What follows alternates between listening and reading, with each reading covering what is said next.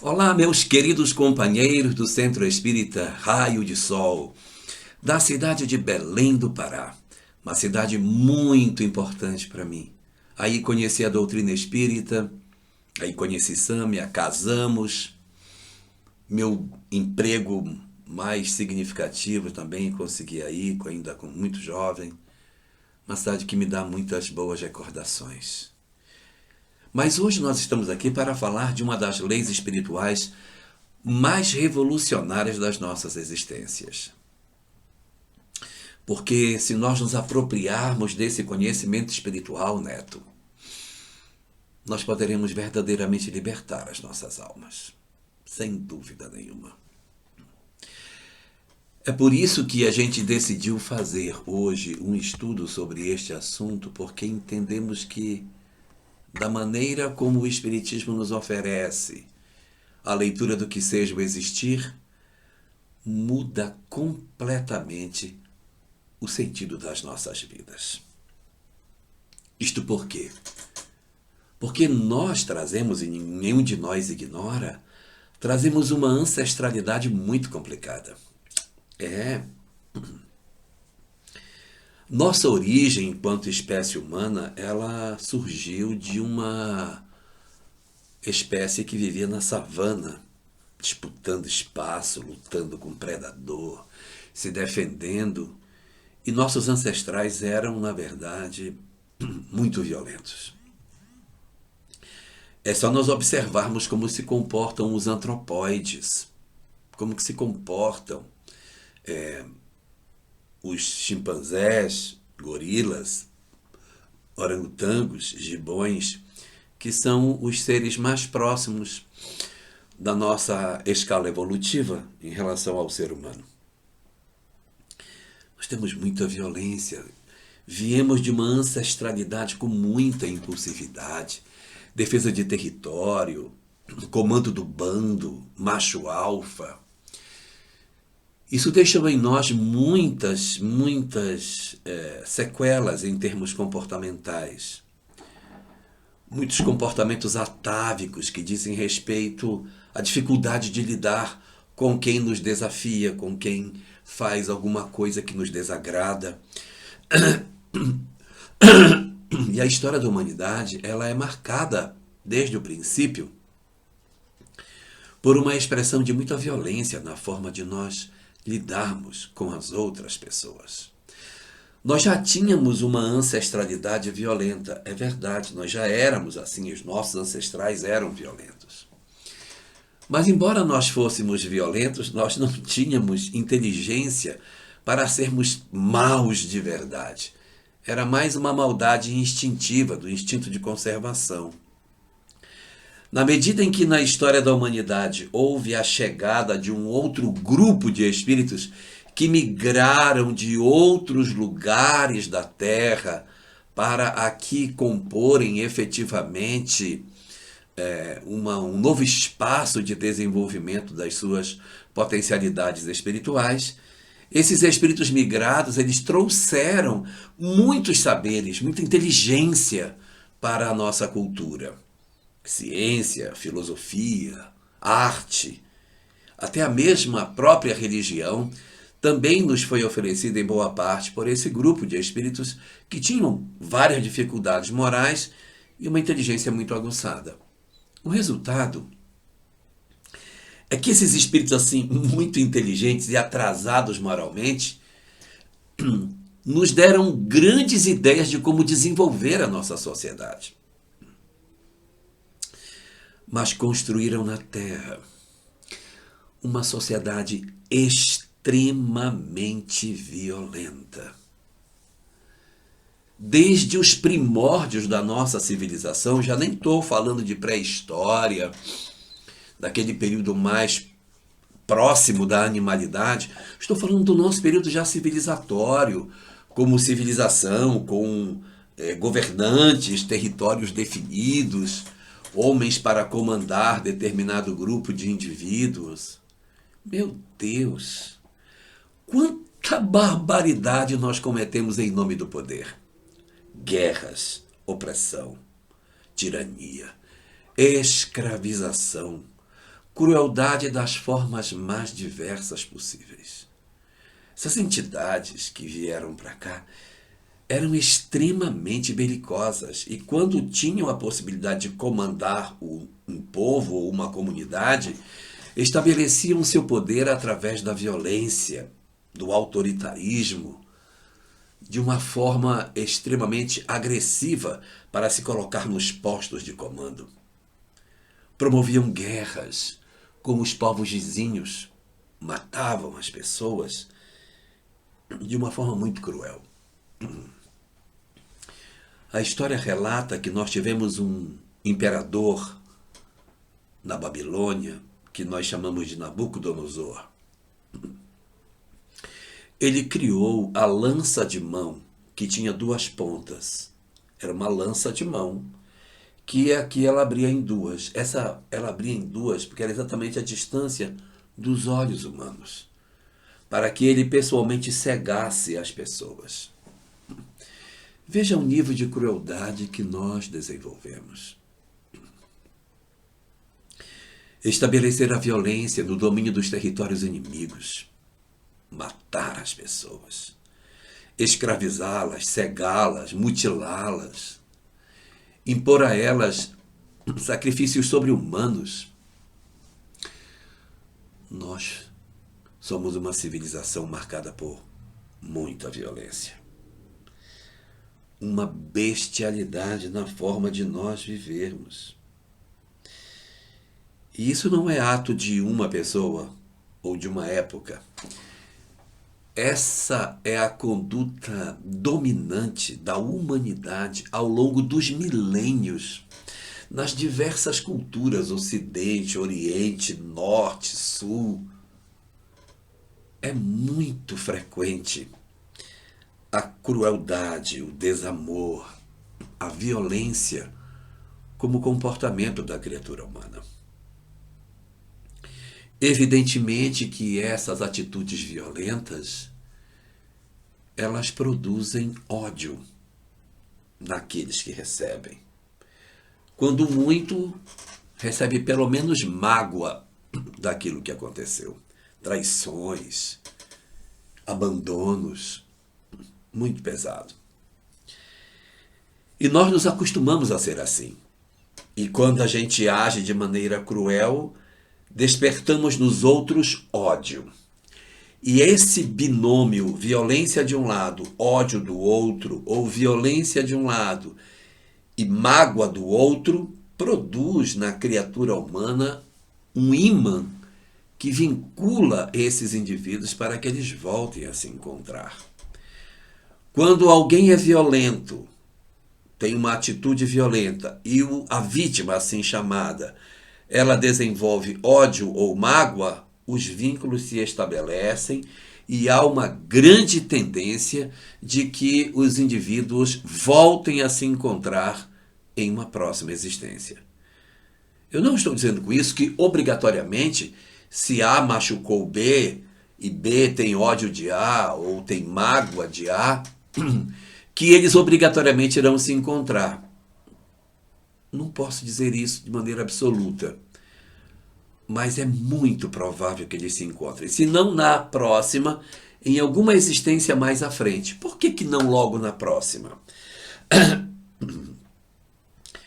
Porque às vezes a gente não tem maturidade para reencontrar. Às vezes nosso ódio é tão grande que se eu reencontrar o meu agressor, eu não vou saber lidar com isso e eu posso colocar a perder a possibilidade de reabilitação. Então, às vezes, uma violência cometida numa existência, ela pode atravessar um tempo maior para que esses envolvidos voltem a se encontrar em melhores condições para que eles possam resolver as suas questões. Mas existem dois sentimentos que são muito frequentes. Um deles, o ódio.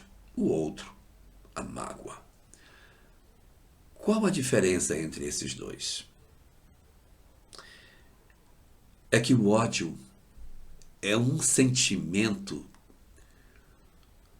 aonde nós percebemos a ausência do amor. Ninguém está cheio de ódio. Não existe ninguém. Fulano está cheio de ódio. Não pode estar cheio de ódio. Porque o mal não é o contrário do bem. O mal é a ausência do bem. Se alguém se diz cheio de ódio, na verdade, está vazio de amor. Quanto mais vazio de amor eu estou, mais ódio então eu desenvolvo. É como uma luz. O bem é como a luz. E o mal é como se fosse a escuridão. Não existe lanterna preta, que as coisas estão acesas e a pessoa vem com uma lanterna preta e torna aquilo escuro. Não existe. A luz, quando se faz, ela espanta a escuridão.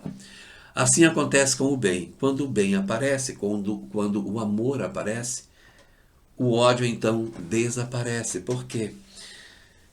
Porque ele não é seu oposto. Não existe luta do ódio contra o amor.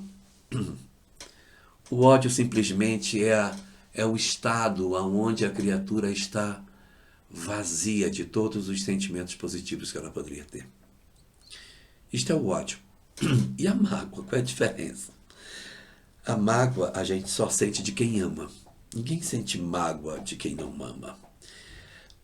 Quando a gente ama alguém, nós criamos uma expectativa do que esse alguém vai nos entregar. Ah, esta pessoa, ela vai me amar e ela vai fazer isso por mim, ela vai me cuidar. E a pessoa não faz. A pessoa não faz. E quando nós olhamos que aquela pessoa que eu criei tanta expectativa não faz o que eu imaginei que ela faria, nós desenvolvemos então um sentimento diferente. Que é, pode desenvolver ódio? Pode desenvolver ódio. Mas o mais comum quando a gente tem um sentimento de amor e se frustra é o sentimento da mágoa, em que a gente se decepciona profundamente com a pessoa. Perdemos a espontaneidade, não acreditamos mais nela, não queremos ver essa pessoa na nossa frente. Isso às vezes não é ódio, às vezes isso é mágoa. A mágoa é o amor que adoeceu. Toda mágoa por baixo dela tem amor. O amor ficou doente porque eu criei uma expectativa que não se concretizou. E a gente vai perceber que no fundo, as pessoas, elas não nos magoam. Calma, não briguem comigo. As pessoas não nos magoam, porque na verdade as pessoas nunca fizeram as coisas com o interesse de nos magoar. Quando a gente se magoa com alguém, na verdade, nós estamos nos magoando com a imagem que eu fiz desta pessoa na minha cabeça. Então eu tenho um marido, tenho uma esposa e eu tenho uma expectativa de como ele vai me tratar. Ele não faz. Eu tenho um filho, tenho uma expectativa, não faz. Uma mãe, não faz. Então eu me frustro porque eu criei uma expectativa dentro de mim que não se consolida na realidade. Então, no fundo, nós nos magoamos com a imagem que nós fazemos daquilo que esta pessoa faria por nós. E quando isso não acontece, nós nos frustramos, mas o amor está ali dentro, guardadinho. Fica guardado para que a gente consiga resolver essas questões. E assim, o que pode ser oferecido para resolver essas questões? Existem mágoas pequenas, existem ódios pequenos. E existem mágoas grandes e ódios grandes. Para ódio pequeno e mágoa pequena, é muito possível que durante a existência a gente se acerte, a gente se perdoe, a gente se abrace e a gente se resolva. Então, para situações de pequeno vulto, que as pessoas se magoaram ou ficaram com raiva uma da outra, é possível que a gente, trabalhando as nossas questões, a gente consiga de verdade resolver tudo isso. Mas pode acontecer outro tipo de situação. Um ódio muito grande, uma história de desamor sem medida. Uma história de violência que não tem palavras para definir. uma pessoa que de repente invade seu lar, machuca seus filhos e suas filhas, sua esposa, na sua frente, violenta seus familiares diante dos seus olhos, tortura essas pessoas, depois as mata de maneira cruel, avança para você, tortura e mata você de forma absurda, depois toca fogo na casa com todo mundo dentro.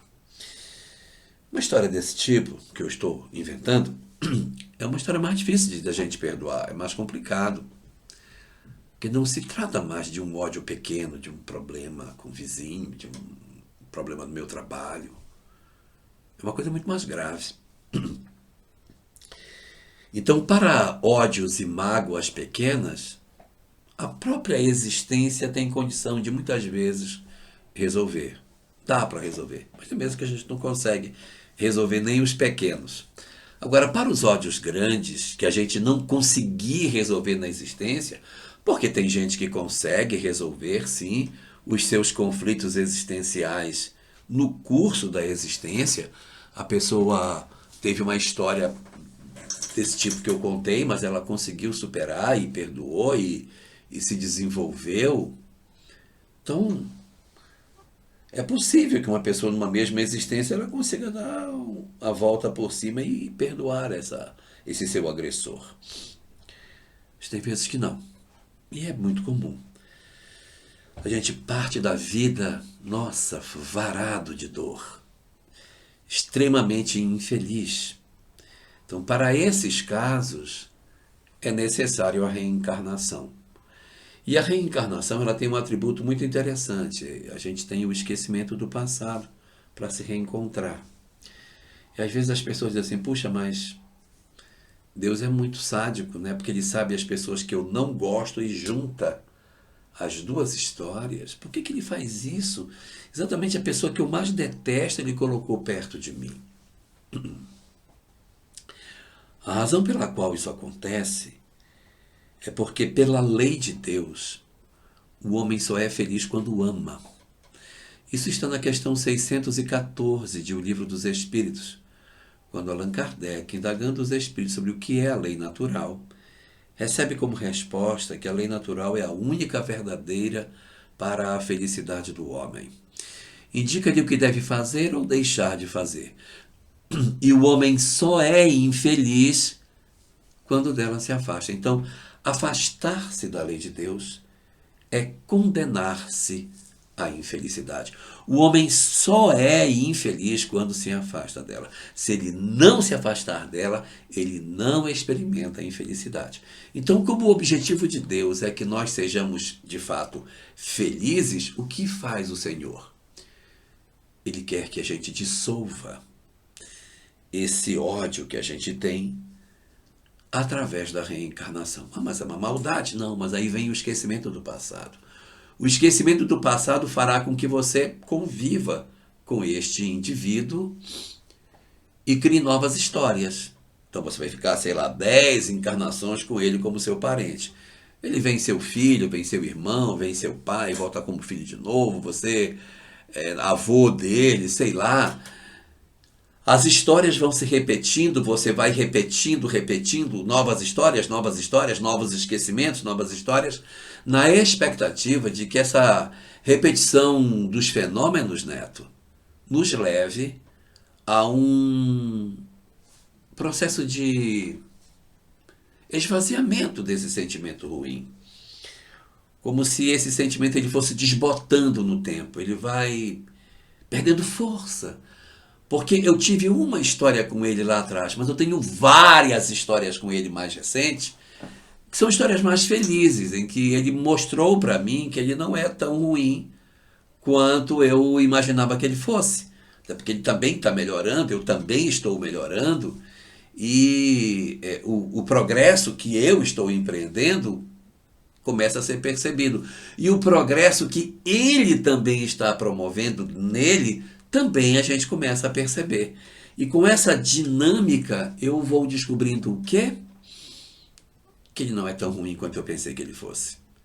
E, consequentemente, nós começamos a desenvolver uma certa simpatia. E essa simpatia, quantas existências forem necessárias, ela vai se diluindo, diluindo, vai lentamente se transformando em amor, e ao se transformar em amor, ela se afasta necessariamente do ódio, e ao se aproximar do amor, se aproxima da lei de Deus e nos concede a felicidade. Esse é o mecanismo. Então, é o reencontro para que nós consigamos efetivamente acharmos a felicidade. Esse é o objetivo pelo qual os espíritos reencarnam próximos em existências posteriores, mesmo quando estão envolvidos em histórias mal resolvidas. Então não é sadismo do Criador, não é sadismo da lei de Deus, mas é a estratégia para garantir a cada um de nós a solução dos nossos problemas emocionais e, consequentemente, o acesso à felicidade que Deus deseja nos entregar.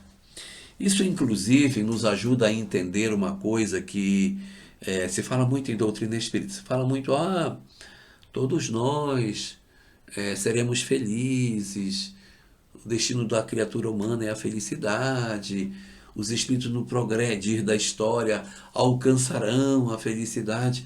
E algumas pessoas dizem assim, mas se a gente já vai ser feliz mesmo, né? Vai ser feliz. Se a gente já vai ser feliz, por que Deus não antecipa então essa felicidade logo agora e nos dá pelo menos 10% disso, 20%? Me dá um vale de felicidade, pelo amor de Deus, para eu descontar. Poxa vida, me dá algo. Seria tão legal, né? A gente chegar com Deus e assim, Senhor, o Senhor vai me dar a felicidade lá na frente. Então, já que você vai me dar, dá logo esse negócio. Porque fica segurando, sabe? Não precisa segurar. Me entrega, ela vai me entregar mesmo, entrega logo. Pois é, não dá para entregar. Por quê? Porque a felicidade não é dom gratuito. A felicidade é conquista. Então eu preciso primeiro conquistar a felicidade para eu poder obtê-la. E como é que eu conquisto felicidade? Através do amor. É quando eu sinto amor que eu sou feliz. Então, se eu tenho alguém que eu odeio, se eu tenho alguém que eu não consigo resolver o meu problema com esta pessoa, eu não sou feliz. Não existe um único espírito em todo o universo infinito que possa verdadeiramente ser feliz se ele não ama. Ele pode até dizer, eu sou feliz, mas não é. Ele só será feliz de verdade se ele amar. É por isso que Deus não pode antecipar a felicidade. Porque a felicidade é a consequência do amor. Se eu tenho alguém que eu criei uma dificuldade, eu não estou conseguindo conviver, tenho ódio ou mágoa, eu não sou feliz. Eu não sou feliz. Não tem como ser feliz. Então não tem como Deus antecipar. Mas se eu conseguir me libertar desse ódio, me libertar dessa mágoa, eu conseguir resolver isso, eu começo a experimentar o amor e, consequentemente, eu sou feliz. Então, a felicidade é a consequência natural de sentir amor. Por isso que não pode ser adiantado. Beleza? Então, essa dinâmica da criatura humana, ela é muito importante para que a gente entenda como que as coisas se dão no dizer da doutrina espírita. Mas aí, nós temos aqui duas pessoas. Elas têm um grave problema entre elas. Tem uma violência muito grande. Elas não se suportam, elas se odeiam. A vontade que eu tenho de matar essa pessoa. Então,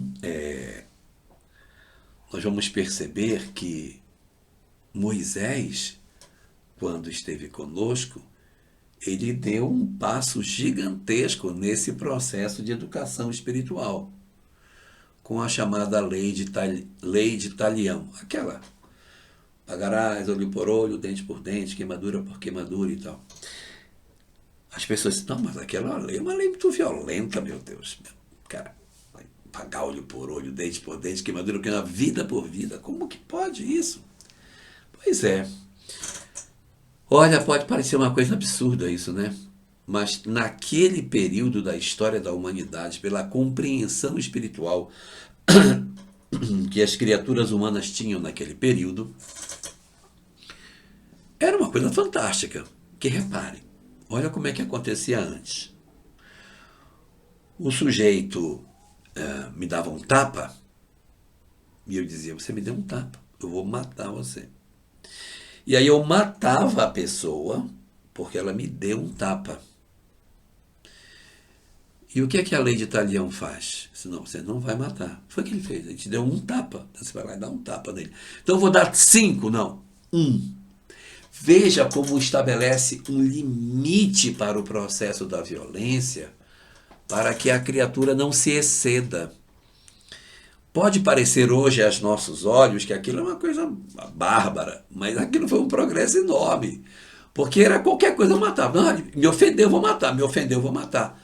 Então a gente vai percebendo que as estratégias que nós vamos encontrando na lei de Deus para que a gente consiga se libertar do processo do ódio e da mágoa, eles não são feitos de uma vez só, não. A gente tem que ir aprendendo como é que a gente vai se libertar desse processo. Então, em Moisés, a gente vai aprender a não se exceder. Se alguém me fez algo, eu não poderei fazer com ele nada pior do que ele já fez comigo. Isso vai limitando os processos de violência e vai impedindo que haja uma desforra depois. Porque o que acontecia? Fulano me deu um tapa, pois então eu vou matá-lo. Aí eu ia lá e matava a pessoa. Aí os familiares deles diziam assim, ele matou o nosso irmão. Vamos matar a família dele. Está percebendo como vai escalando? De um tapa virou uma morte, e de uma morte virou a morte de uma família. Então não havia limite. Aí agora não. Ele te deu um tapa? Foi. Então agora você vai dar um tapa nele, e ele não vai voltar para te dar outro, porque igualou, tá? Você fez e o outro fez, pronto. Agora aquela demanda acabou, vocês sigam suas vidas e está tudo resolvido. Gente, isso é um progresso absurdo, considerando o estágio que nós nos encontrávamos nesse período espiritual. Uma coisa sem nome, o que a gente conseguiu ganhar com esse momento de transformação com a lei de Talião. Quando Jesus chegou, ele veio com uma proposta muito diferente. Ele veio com uma proposta escandalizadora. Porque a proposta de Jesus para resolver o problema não era dizer assim, ele te feriu, então você vai lá e tirou um olho, então você vai lá e tira um olho dele. Não era mais isso. A lei de Jesus propunha uma coisa muito surpreendente. Algo que a gente não conhecia em Israel. É certo que Krishna, que Buda, já haviam falado sobre o perdão nas suas regiões para os seus seguidores, mas em Israel nunca alguém havia falado de perdão em Israel. Se você pegar o Antigo Testamento, que é o texto religioso antes do nascimento de Jesus, você vai encontrar ali 49 livros. É uma coisa bem volumosa. A maior parte da Bíblia é o Velho Testamento. Conta toda aquela história dos vários personagens, desde do início até o profeta Malaquias, que é o último do Velho Testamento. Muitas histórias ali, né? Não há nenhuma história de perdão, sabia? Não tem, o perdão nunca é falado lá. Aí você vai me dizer, não é verdade. Realmente, não é verdade. Por quê? Porque o perdão é falado 77 vezes no Velho Testamento. 77. Todas as vezes que ele é falado, ele é o perdão de Deus para com os homens. Ele não é perdão entre duas pessoas. Não existe história de perdão entre pessoas no Antigo Testamento. A única exceção que nós temos é no livro de Gênesis, quando Esaú e Jacó se reencontram e Esaú perdoa Jacó. Eles eram irmãos, né? Eles eram irmãos, tiveram uma dificuldade por conta da primogenitude. Aquilo aconteceu 21 anos atrás, quando eles se reencontram. O irmão mais velho, que era Esaú, perdoa o irmão mais novo e a vida que segue. É a única história que tem de perdão, mas é entre dois irmãos. Não existe no Velho Testamento nenhuma história de alguém perdoando outro alguém ou se ensinando, falando que você deveria perdoar o outro daquilo que o outro lhe fez. Não tem. As únicas 76 outras histórias que o Antigo Testamento tem para falar sobre perdão, todas sem exceção, rogando a Deus que perdoe o povo, para que o Senhor perdoe o seu servo, sempre nesse sentido, nunca entre pessoas. Quando Jesus aparece no cenário dali da Palestina, nossa, ele vem trazendo uma história muito diferente, porque ele vai falar de perdão. Para os judeus isso é um negócio muito escandaloso, sabe? Como assim perdoar? O cara me feriu, o cara me machucou, o cara fez mal para mim, eu vou deixar barato. E o Cristo propõe o perdão de uma maneira irrestrita, porque ele não diz perdoa teu próximo, ele não diz perdoa teu irmão. O Antigo Testamento chegou a dizer ama o teu próximo como a ti mesmo, né? Ama o teu próximo como a ti mesmo. Mas é o próximo só, o distante não, só o próximo. E Jesus, quando propõe o perdão, ele propõe o perdão de uma maneira muito mais larga do que os judeus estavam acostumados a ver. Porque dentro da cultura daquela época judaica, havia uma visão de que os judeus são os judeus, os outros povos são os outros povos. Então, quando fala próximo, ajudar, etc., aquilo se circunscrevia a quê? Ao povo judeu. Então, ajudar o outro, cuidar do outro. Então, os judeus se ajudarem. Se você vê uma pessoa caída, você junta. Isso aí é a regra. Mas para a comunidade. Um romano, um grego, ele não é meu próximo, né? Ele não é meu próximo. E quando Jesus comparece nesta sociedade, ele vem propor para que as criaturas humanas perdoassem não o próximo. Escandalosamente, Jesus vem propor uma coisa inimaginável. Ele vem propor o amor aos inimigos. Gente, isso é uma coisa completamente fora do radar dos judeus. Eles imaginavam um negócio desse. Como assim? Perdoar o meu inimigo? O meu inimigo, tu quer que eu pegue? Não tem condição de fazer isso.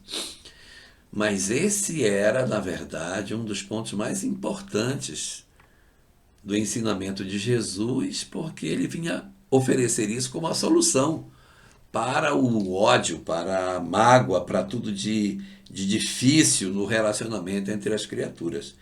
Você quer resolver seus problemas? Perdoe o seu próximo. Perdoe o outro. Não guarde ódio da pessoa que frustrou você. Não guarde mágoa. Liberte-se disso. Liberte-se. E como isso ficou muito escandaloso, está lá no capítulo 5 do Evangelho de Mateus, quando ele está falando sobre os mandamentos que ele está mudando. Ouviste o que foi dito aos antigos e tal. E ele faz a sua interpretação dos mandamentos. O último que ele muda é esse. Ouviste o que foi dito aos antigos: amarás o teu próximo e odiarás o teu inimigo. Na verdade, aqui vale uma observação. As pessoas falam muito, né? Como é que Jesus disse que ele não ia mudar e mudou, né? Porque ele diz que ninguém poderá mudar a lei, que ele não veio para mudar a lei, que ninguém pode mudar a lei. Mas ele mudou. Porque ele disse: ouviste o que foi dito aos antigos, eu, porém, vos digo e tal. Aí você diz: mas é para mudar ou não é para mudar? Qual é o certo desse negócio? E aí é importante observar que a lei ela não era falada, a lei era escrita. O que era falado eram as interpretações que os rabinos davam para aquilo que estava escrito. Então Jesus não está mudando a lei, ele está mudando o que é dito, ou seja, ele está mudando a interpretação que os rabinos dão para os textos escritos. E aí ele diz: ouviste o que foi dito aos antigos. Ora, se ouviu, não é escrito. Se é dito, não é lido. Isso aí são os ensinamentos que os rabinos davam. E ele vai trazer a visão dele, olha. Ouviste o que foi dito aos antigos: amarás o teu próximo e odiarás o teu inimigo. Realmente isso não está escrito em lugar nenhum, tá? O Velho Testamento não tem em lugar nenhum que a gente tem que amar ao próximo e odiar o inimigo. Não existe. Existe só no livro de Levítico, capítulo 19, versículo 18, a expressão: amarás o teu próximo como a ti mesmo. Amar o próximo, não está dito para odiar o inimigo. Não há nenhuma colocação nesse sentido. E aí o que vai acontecer? Quando Jesus fala que teríamos que perdoar os inimigos, aquilo cai como uma bomba em cima da cabeça das pessoas. E ele então vai detalhar. Ele vai criar 3 níveis para facilitar o entendimento de como é que a gente perdoa o inimigo. Pode pegar no texto de Mateus que está lá. Ele diz: amai os vossos inimigos. O povo fica com o olho desse tamanho, aí ele desdobra para o primeiro nível: fazei bem aos que vos aborrecem. Se uma pessoa te aborrece, você vai e faz bem para ela. Mas ela fez mal a mim. Desarme o ódio, não dê troco. Devolva com bem o mal que lhe façam, para arrefecer. Imagina em casa. A pessoa em casa dá um coice em você, você dá 2 nela. Se alguém trata você mal, trate bem. Quebre o círculo vicioso do ódio. Se ele faz mal a você, faça bem. Isso para ele é que é amar o inimigo. O cara fez mal a você, então faça bem a ele. Fazei bem aos que vos aborrecem. Se uma pessoa me aborrece, eu vou fazer o bem a ela. Segunda camada que Jesus propôs: bendizei os que vos maldizem. Se eu não consigo fazer o bem para a pessoa porque ela não acredita em mim, ela é muito estranha, então tudo bem.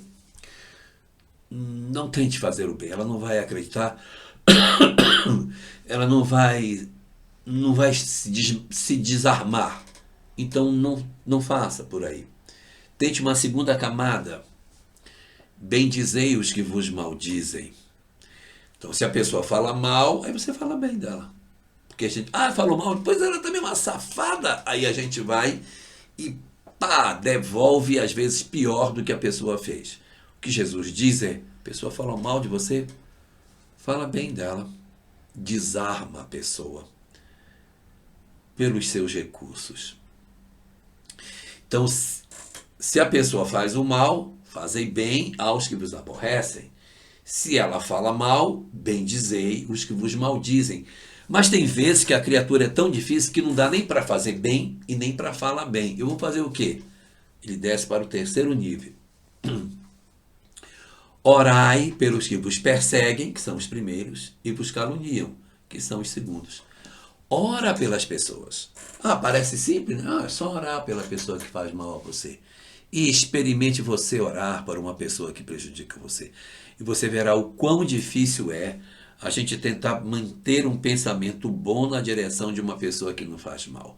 Mas é um exercício que a gente precisa fazer para desarmar dentro de nós esse sentimento ruim de achar que as pessoas que nos prejudicam merecem serem vingadas. A gente tem que esmagar, tem que destruir, tem que acabar com elas. Não. Quando eu faço isso, eu me insiro na lei de causa e efeito para novos encontros. Quando eu tenho essa possibilidade de ter ódio de alguém e devolver essa moeda, eu automaticamente me inscrevo na lei de causa e efeito para ser alguém que vai passar por graves situações quando eu poderia resolvê-la agora. Então, Cristo propõe o perdão para dissolver a necessidade dos reencontros. Existem muitas pessoas que dizem assim, mas eu não sou nem besta para perdoar.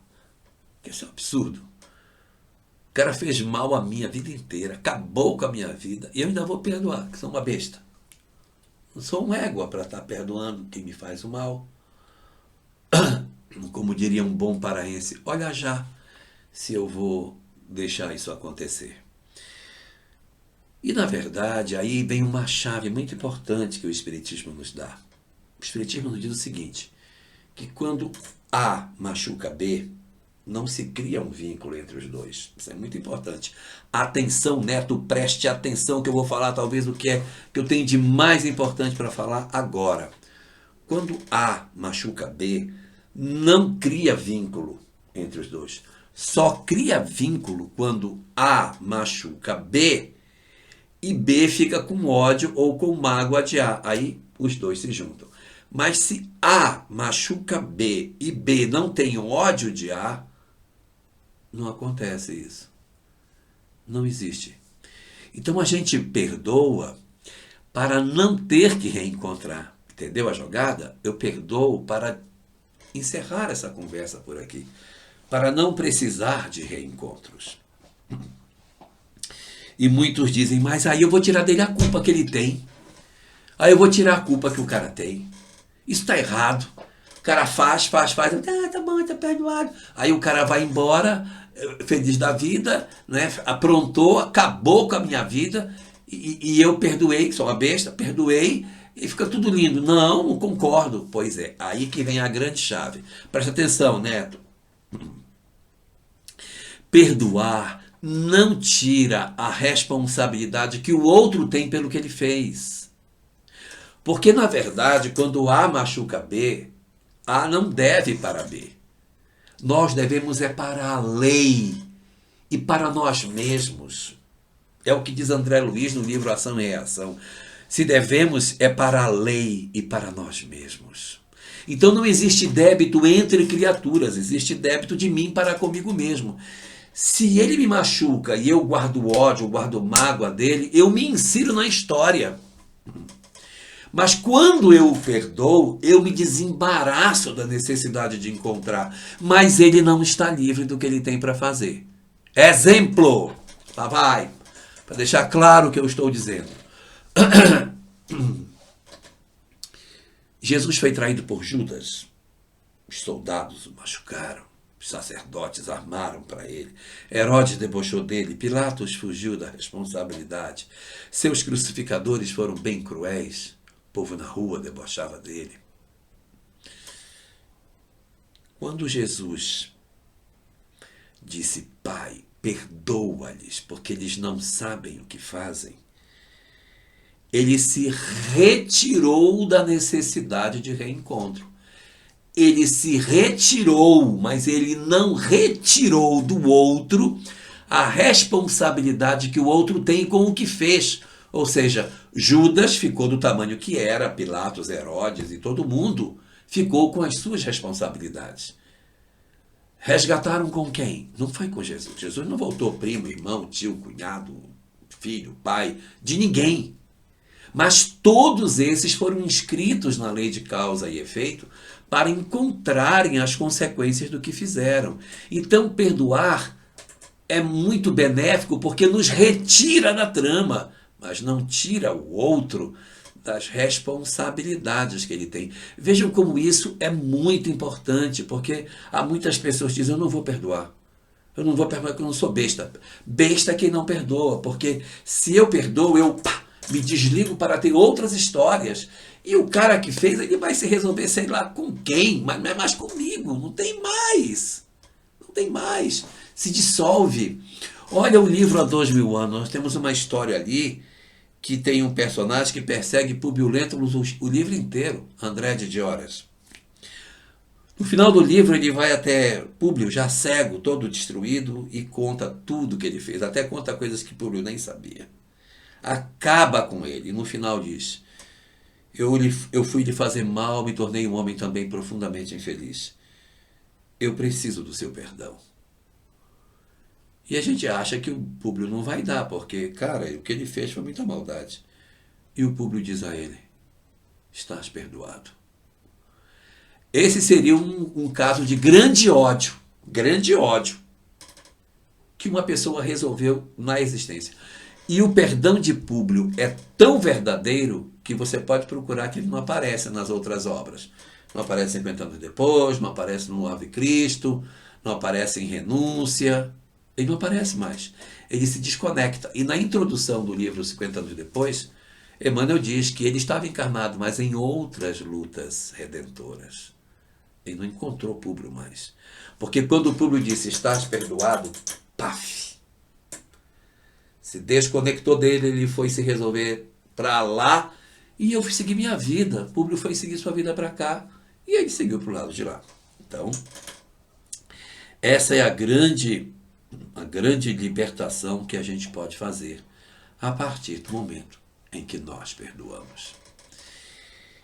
E quando o Cristo nos falou sobre isso, ele não disse por que perdoar. Ele só disse o seguinte: olha, eu estou pedindo para perdoar, mas ele não explicou. Moisés não falou de perdão. Jesus já falou de perdão, mas não explicou por quê. Perdoa por quê, cara? Ele diz: é por amor de mim. Se me amais, guardareis os meus mandamentos. Igual a mãe que diz para o filho: meu filho, não beba, é sua mãe que está pedindo. Era Jesus pedindo que a gente fizesse o bem, mas ele não explicou por quê. Quando a doutrina espírita vem, ela pega o ensinamento de Jesus e diz: agora eu vou justificar por que a gente tem que perdoar. Aí ela vai dar razões do porquê que a gente perdoa. E existem 6 razões pelas quais nós devemos perdoar. Razão número 1 pela qual nós devemos perdoar. Número 1. Essa até a autoajuda sabe, até a medicina sabe. Se eu não perdoar, o que é que vai acontecer? Se eu guardar mágoa, se eu guardar ódio de alguém, o que diz a autoajuda? O que diz o pessoal da própria medicina? O que fala o pessoal da psicologia? Você vai adoecer.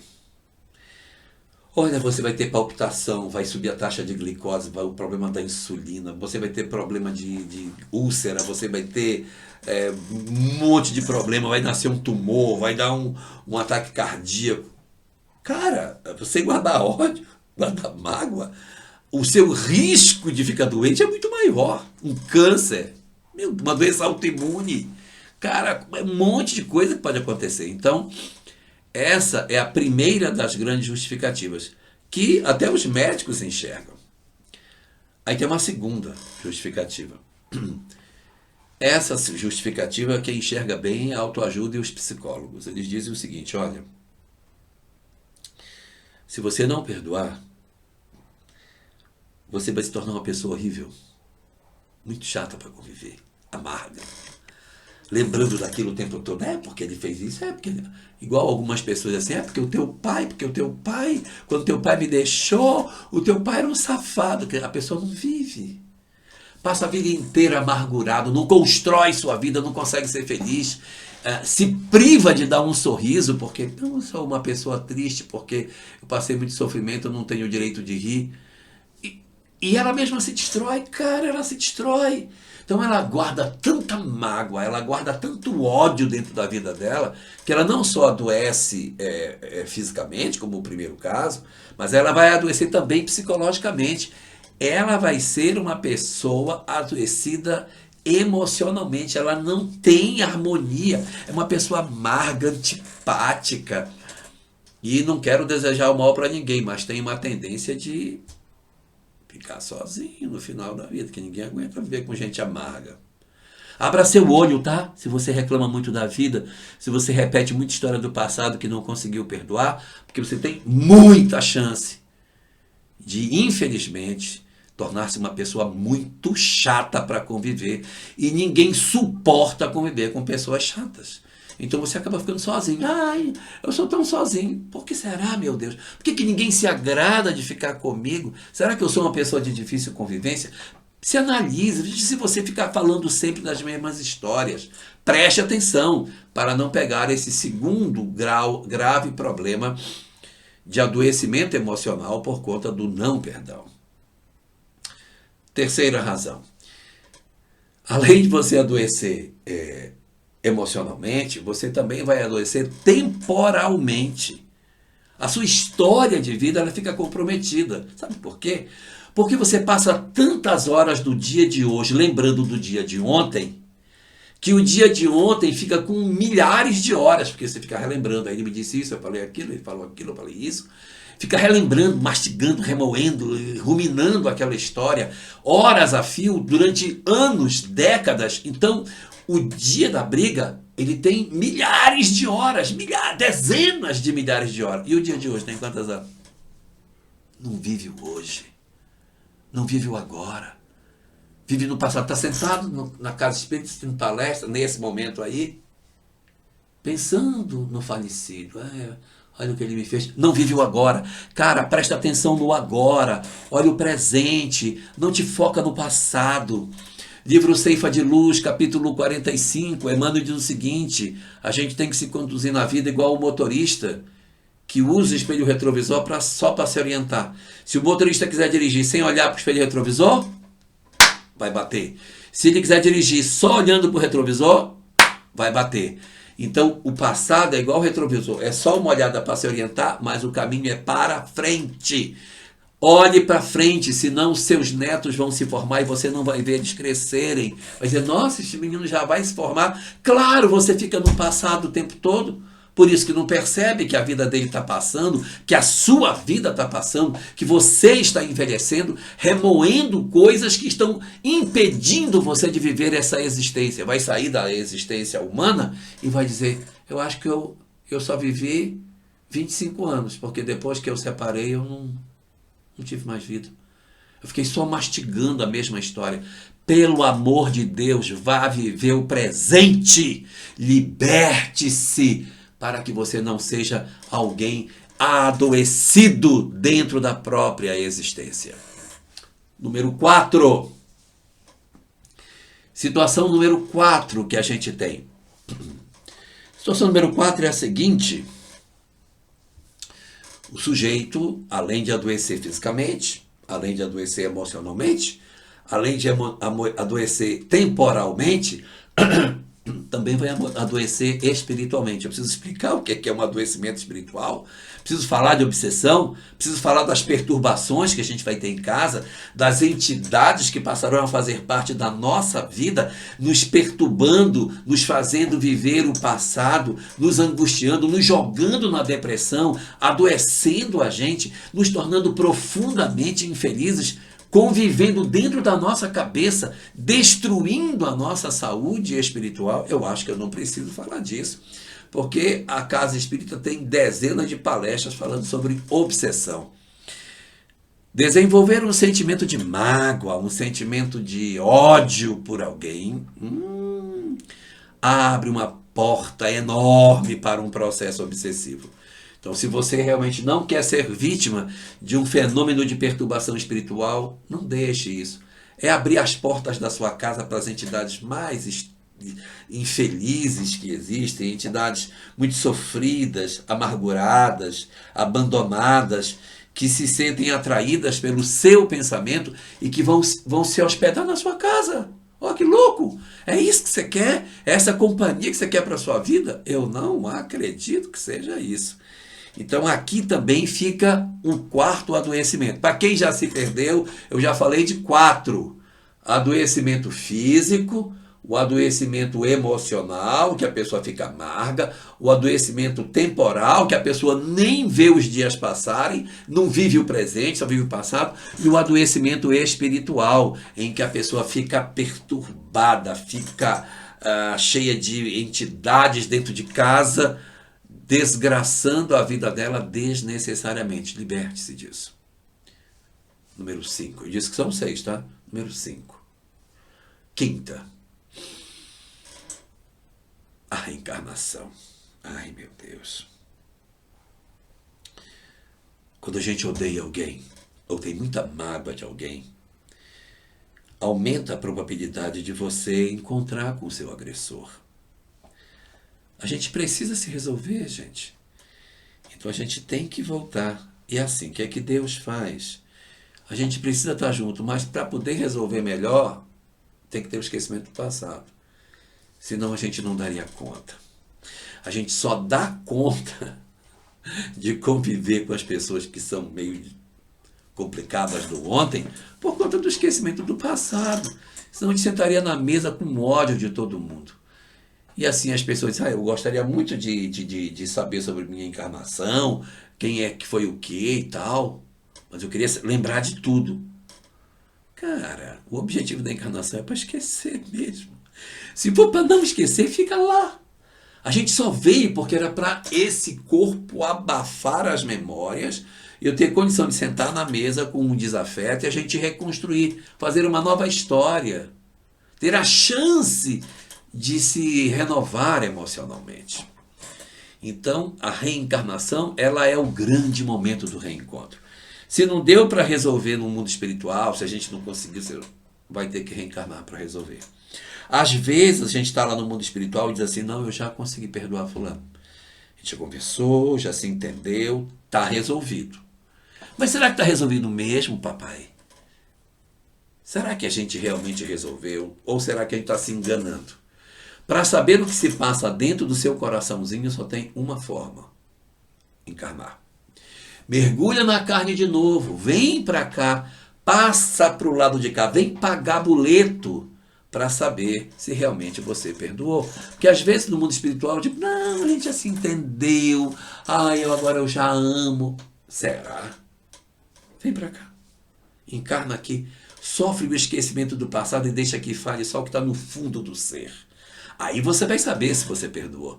Se você do lado de cá conseguir amar, conviver, perdoar e se esforçar, é porque realmente foi legítimo. Se não for, é porque não resolveu. Então, qual é a quinta das possibilidades? É você ter um cara dentro da sua casa que é um desafeto do passado. Então, você tem sua família, seu pai, sua mãe, e aí Deus coloca dentro da sua família um desafeto seu. Gente, é muito ruim viver com desafeto. É muito difícil, muito complicado. Então, e a gente não sabe se vai ser espírita na próxima. Então, para que você não passe por esse dissabor, de repente acreditar que você está vivendo com alguém que é um grande problema da sua vida, então resolva logo. Na próxima encarnação você pode nascer muçulmano, pode nascer católico. Como é que você vai lidar com isso? Resolve agora, enquanto dá, não espere amanhã. Então, reencarnar com um desafeto é uma coisa muito difícil. Mesmo com conhecimento espírita, não é muito fácil você lidar com uma pessoa que não lhe trata bem, que o tempo todo lhe machuca, lhe ofende. Precisa um coração muito determinado para mudar. Mas eu disse que eram 6.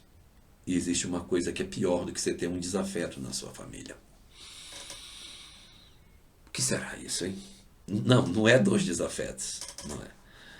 O que será que é pior do que um desafeto?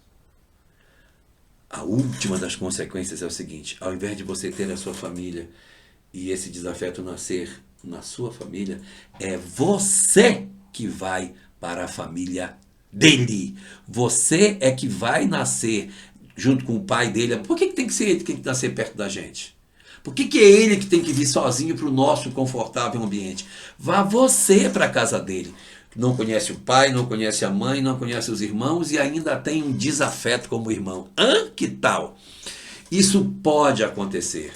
A gente renascer numa realidade familiar em que todos são estranhos e o único que a gente conhece é um desafeto do passado. Esforcemo-nos para que a gente não precise disso. Nós temos todas as possibilidades de fazer. Esforcemo-nos agora para libertar as nossas almas. E como a gente bem sabe, o grande instrumento que Jesus nos deixou para a libertação das nossas almas é o perdão.